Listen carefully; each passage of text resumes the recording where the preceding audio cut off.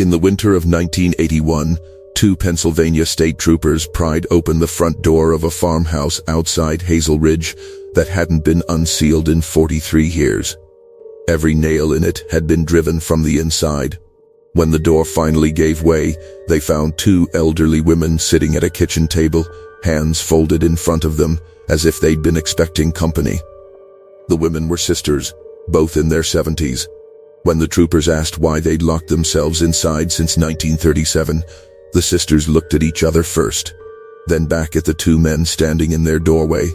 One of them finally answered, "We were protecting you."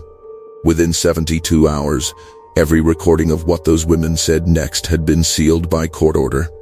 None of it has ever been made public, until now. Before we get into it, if this is the kind of story you come back for, go ahead and subscribe now, because there's a comment box waiting at the end of this one, and I want to know where you're watching from when you get there. You're going to want to talk about this one. Here's what actually happened at Hazelridge. The property had sat on the county's radar for decades without anyone doing much about it. 3 miles outside town limits, walled off by dense woods, reachable only by a single dirt road that washed out every spring, the kind of land people forget exists until a tax notice reminds them. County records listed the owners as Dorothy and Evelyn Marsh, born in 1906 and 1909. Nobody in Hazelridge could say they'd laid eyes on either woman since the winter of 1937. The house itself was a 2-story farmhouse, its white paint long since gone gray under decades of weather. Every window on the ground floor had been boarded over from the inside. No one could remember smoke ever rising from that chimney. Every year or two, someone would report a light moving behind the upstairs glass, late at night, and every time the town settled on the same explanation: kids messing around, or drifters using the place to get out of the cold. As far as anyone in Hazelridge was concerned, the Marsh sisters had either died or moved on sometime before the war. And the house belonged to a name nobody remembered a face for anymore. That assumption held until January of 1981, when a utility worker updating the county's electrical grid maps noticed something that didn't add up. The Hazelridge farmhouse was still drawing power, barely, just a trickle, but steady, month after month. When he flagged it, the county pulled the property's file and found the taxes were also being paid automatically, drafted from a bank account opened in the spring of 1937 and never touched since, apart from those 2 recurring payments. Someone had built a system that year designed to run itself forever, without anyone ever needing to check in on it. And for more than 4 decades, it had. County Sheriff Richard Holloway ordered a welfare check. He sent 2 troopers, Daniel Kovac and James Brennan, out to the property on the morning of January 14, 1981, a morning cold enough to crack fence posts. Neither man would still be working out of Hazelridge 6 months later. Kovac put in for a transfer within the month and left law enforcement entirely before the year was out. When a former colleague eventually asked him why, all he'd say was that some things change the way you sleep for the rest of your life. Brennan never discussed the call publicly, not once. But his daughter has since said that he started attending church 3 times a week afterward, something he had never done, not one time, in the 40 years before that January. When Kovac and Brennan pulled up the long dirt drive, the first thing either man mentioned in his notes was the quiet. No birds, no wind moving through trees that pressed in close on every side of the property. Kovac described it, more than once, as air that felt like it was holding its breath, waiting to see what they'd do.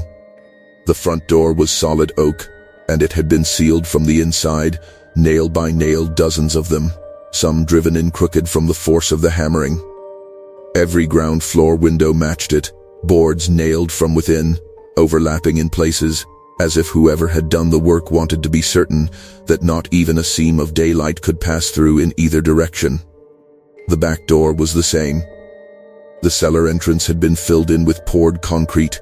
Every way into that house had been closed off, deliberately, methodically, by someone who never once intended to leave it. And the meter outside was still turning. They called out for 20 minutes and got nothing back. Then Kovac took a crowbar to the front door.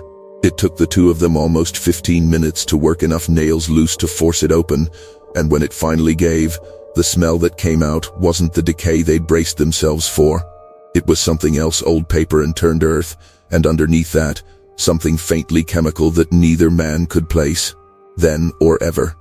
Inside, the dark was thick enough that their flashlight beams cut visible lines through curtains of hanging dust. A narrow front hallway, wallpaper peeling away in long strips. A sitting room to the left, a parlor to the right, and straight ahead, under a single bare bulb, a kitchen, and at the table in that kitchen, hands folded in front of them, sat two elderly women. Neither one turned her head. Neither one stood. They sat exactly as they had apparently been sitting for some time, staring at the wall in front of them, both dressed in high-collared, long-sleeved gowns that looked lifted from another century, faded with age, but clean, and clearly still cared for. What stayed with Kovac longest wasn't their age or the clothing. It was the eyes.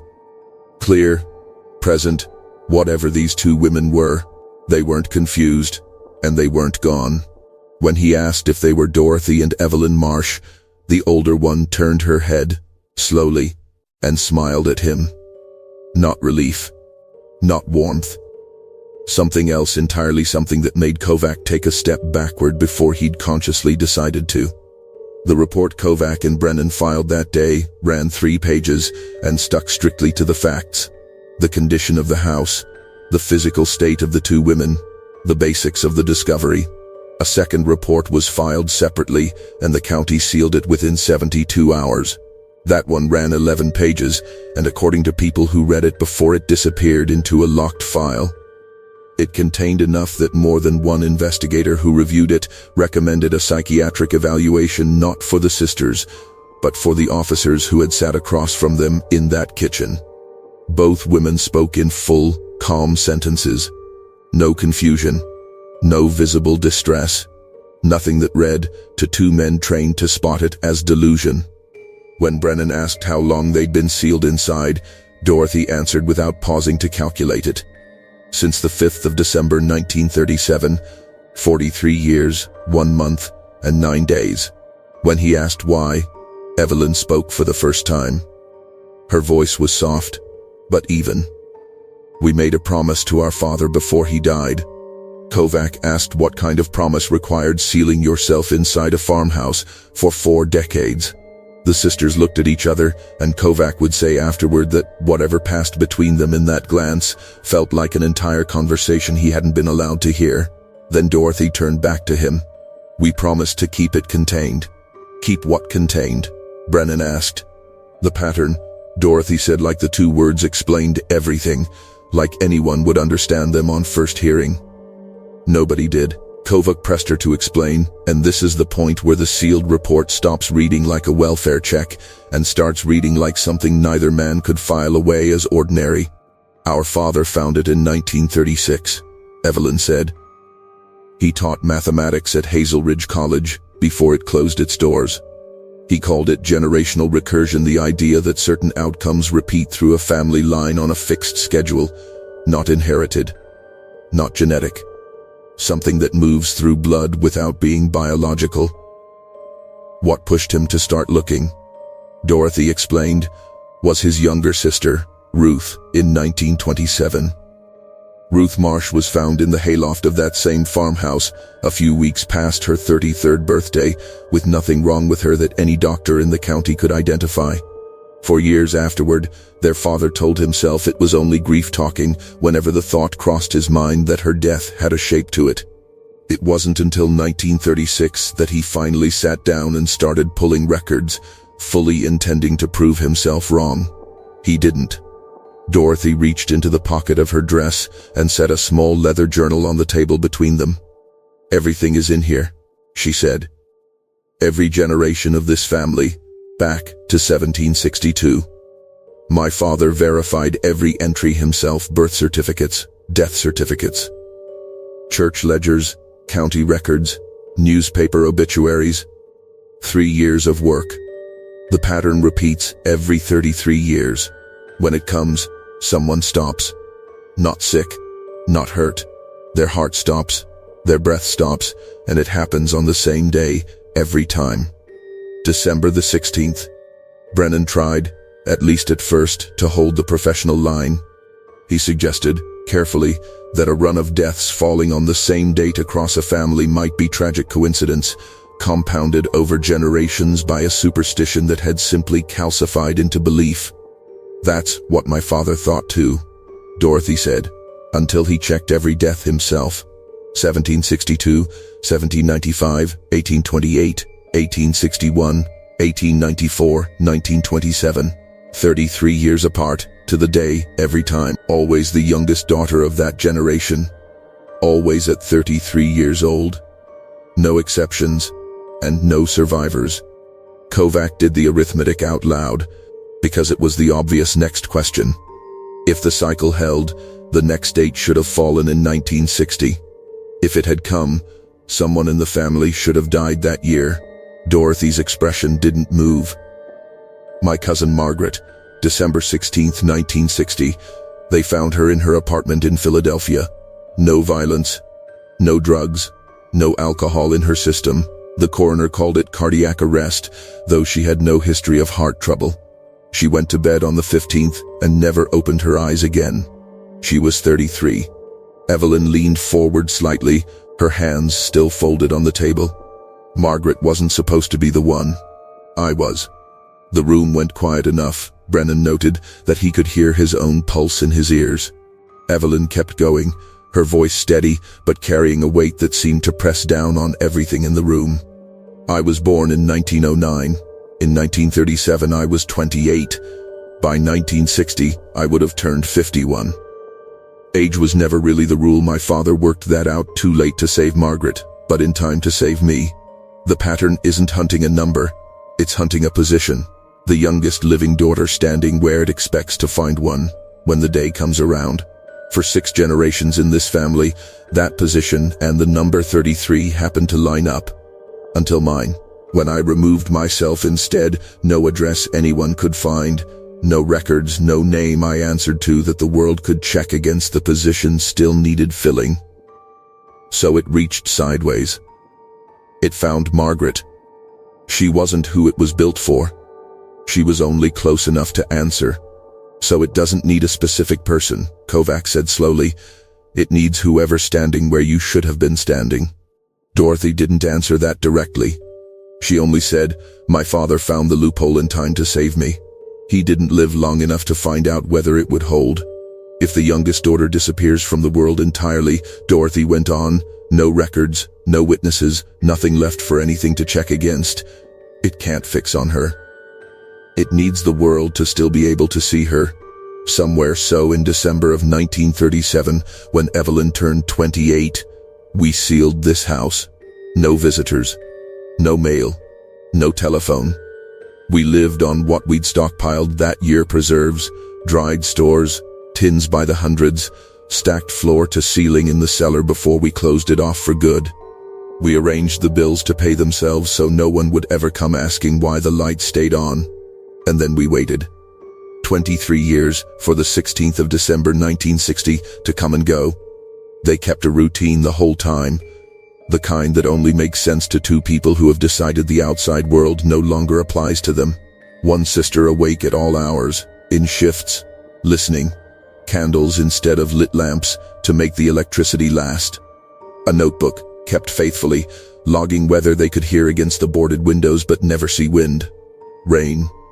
The particular silence that comes with snow. Kovac noted in his private papers that the pantry, once they searched the house properly, still held rows of carefully labeled jars, rationed down to a science, as though the 2 women had worked out, to the week, exactly how long 40 years of preserves needed to last. By the numbers, Evelyn was safe the moment 1960 passed without her 51 years old, 18 years past the age the pattern had always claimed. But the sisters didn't unseal the house in 1960, or in 1965, or 1970, or 1975. They stayed behind those nailed boards for 43 years, and when Brennan finally asked why, Dorothy's answer is the one line in the sealed file that nobody who read it could ever fully explain, because we heard it knocking. If you're still with me at this point, stick around a little longer, because this is where the sisters' account stops sounding like grief and starts sounding like something else entirely. Tell me in the comments at the end which one you think it actually was. 3 months after the 16th passed, Dorothy said, something started knocking at the door at night, always between 2 and 4 in the morning. 5 knocks, always exactly 5, 10 seconds apart, timed close enough that you could set a clock by it. We never answered. We never looked. It came back anyway, every December 16th after that, 1961, 1962, 1963, on and on. Every year, 3 hours of it, then nothing again until the next year. And every year, it was louder than the year before. Evelyn's voice had dropped to barely a whisper by then. Last December, it wasn't only at the door anymore. It was at every window, all at once, like something walking the outside of the house all night, testing each sealed place for the one we might have missed. The journal Dorothy handed over that day was examined afterward by 3 psychiatrists and 2 historians. The handwriting in the earlier sections matched Professor Martin Marsh's known writing exactly, and every death he recorded, 1762 through 1927, checked out against public records precisely as he'd documented it, name for name, date for date. But the last 30 pages weren't his. They were Dorothy's, written in a different ink, continuing what she called the progression short, clinical entries, tracking how the knocking had changed, year over year. In 1960, faint, almost hesitant. By 1970, forceful enough to rattle the door in its frame. By 1980, she wrote, they could feel it moving through the floorboards before they ever heard it. Her final entry, dated December 16, 1980, made 1 month before the troopers found them, was a single line. It knew our names. Kovac and Brennan made the decision to remove both women from the property. It wasn't a rescue, not in any sense that comforted the 2 men doing it. Neither sister wanted to leave. Dorothy told them, more than once, that walking out was the dangerous part, that breaking the seal was exactly the outcome they'd spent 4 decades preventing. But protocol required a medical and psychiatric evaluation, and the ambulance arrived a little after 3 that afternoon. Neither woman had crossed that threshold since Roosevelt was in office. Evelyn cried quietly as they stepped out into daylight for the first time in 43 years. Dorothy didn't. As the officers helped her inside the ambulance, she turned back to Kovac and said something that made it into his personal notes, but never into the official file. You've let it out now. It knows there's a next one coming. It'll find her faster than it found us. The sisters spent 6 days under observation at Hazelridge General, malnourished, but otherwise in reasonable health for their age. Every psychiatric evaluation came back inconclusive: no schizophrenia, no dissociative disorder, no sign that either woman had simply absorbed the other's delusion, if that's what it was.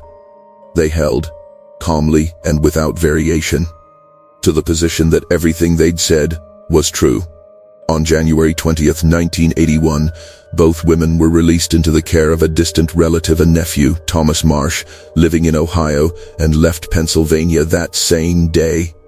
The county boarded the farmhouse back up and marked it for eventual demolition.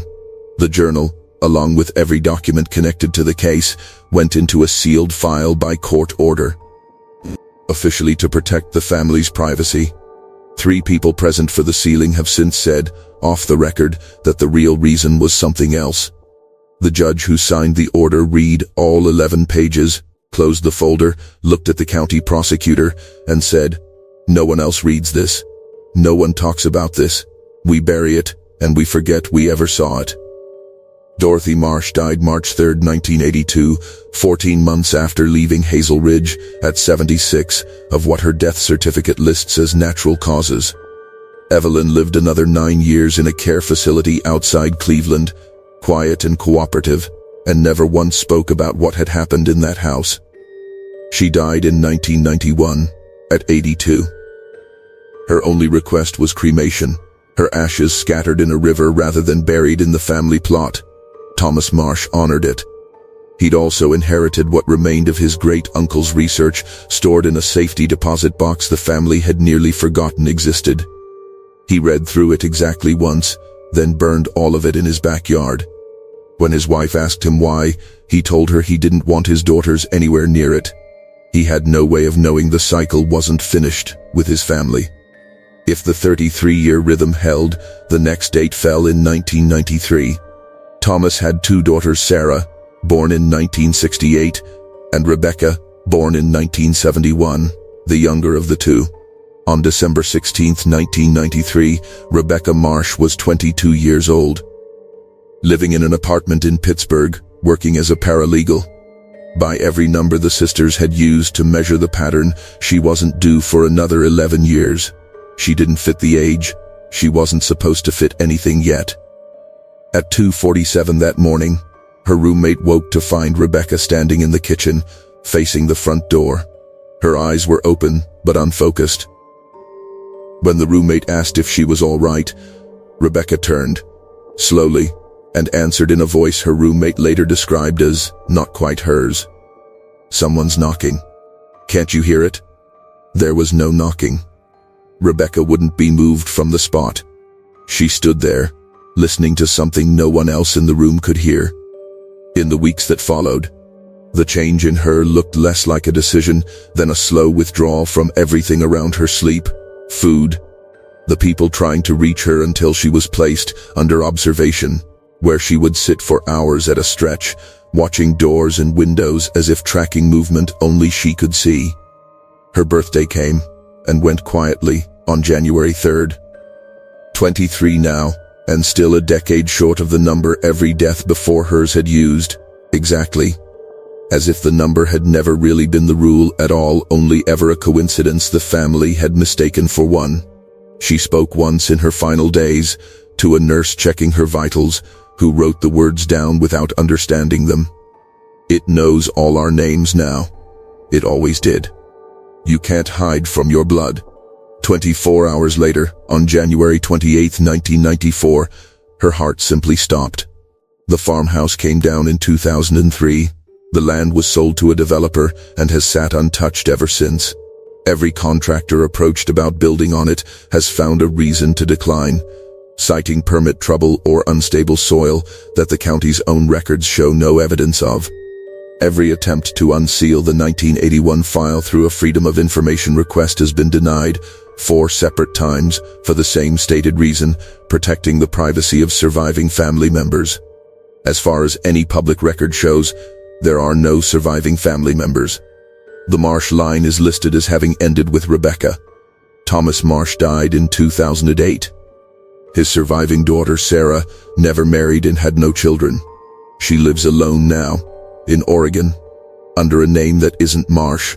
Researchers who've managed to locate her have been turned away every time. She answered exactly once, by email, 4 lines long. "Some stories shouldn't be told. Some things should stay buried. Please don't contact me again." Kovac died in 2006, Brennan in 2011. Neither spoke publicly about that January afternoon for the rest of his life, but Brennan told his daughter something, not long before he died, that she has never forgotten. He said he went back to the Hazelridge property once, alone, in 1982, about a year after they'd carried the sisters out. The house was still standing, still boarded, still empty. He didn't go inside. He stood in the yard and watched it in the last of the daylight. And as the sun went down, he heard it. 5 knocks. Slow, 10 seconds between each one. Coming from inside a house that hadn't had a living soul in it for a year. He got back in his car, and he never went back again.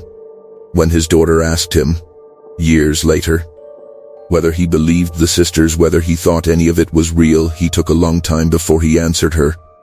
"I don't know if it's real, but I know something was in that house with them, and I know it's still looking." That's the account. As much of it as ever made it out of a file that was never supposed to leave that courthouse basement. 2 women who sealed themselves inside a farmhouse for 43 years to keep something from finding them, and a family line it found anyway. 3 generations later, the moment it was handed a name to look for and a door someone had finally left standing open behind it. Believe the pattern was real, or believe it was grief passed down so many times it grew teeth of its own. The dates line up either way, the deaths happened either way, and somewhere in a filing cabinet nobody will unlock, there are 11 pages that one judge decided the rest of us were better off never reading. Maybe he was right. Or maybe the only thing worse than knowing what's in your blood is finding out only after it's already learned your name and it's your turn to answer the door. If you made it this far, tell me down in the comments where you're watching from, and tell me honestly, would you have unsealed that door, or nailed it shut behind you and never looked back? I'll see you in the next one.